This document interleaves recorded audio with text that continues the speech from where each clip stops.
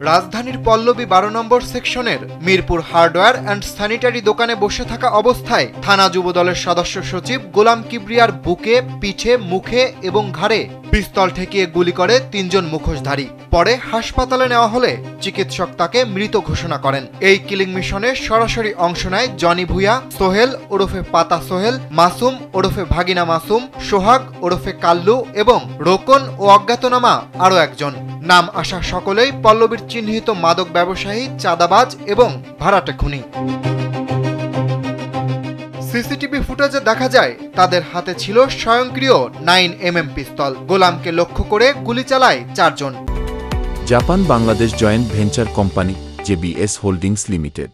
এ সময় সব মিলিয়ে 18 রাউন্ড গুলি খরচ করে শুটাররা। এরপর ঘটনাস্থল থেকে মোটর বাইকে করে পালিয়ে যায় তারা। কিলিং মিশনে অংশ নেওয়া 6 জনের মধ্যে জনি ভুঁইয়া নামে একজনকে আটক করে স্থানীয়রা।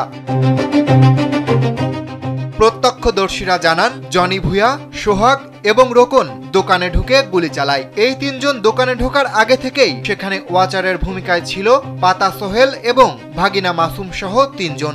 একেবারে মৃত্যু নিশ্চিত করে তারপর শুটাররা স্থান ত্যাগ করে। বাইকে উঠতে না পেরে ধরা পড়ে জনি। এ সময় জনিকে ধাওয়া দিলে এক পর্যায়ে সে রিকশায় উঠে বসে। রিকশা চালককে দ্রুত চালানোর জন্য চাপ দেয়। সেই রিকশাওয়ালা কথা না শুনলে তাকেও গুলি করে জনি।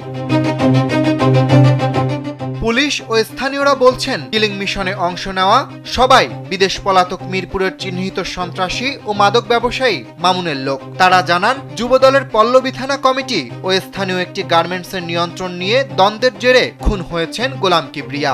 10 থেকে 12 দিন আগে থেকেই মামুন পল্লবী থানা যুবদলের কমিটিতে তার লোকজনকে পদ দিতে এবং মিরপুর 7 নম্বরের ডেকো গার্মেন্টসের নিয়ন্ত্রণ ছেড়ে দেওয়ার জন্য চাপ দিতে থাকে। এসব নিয়েই তাদের মধ্যে বিরোধ চলছিল।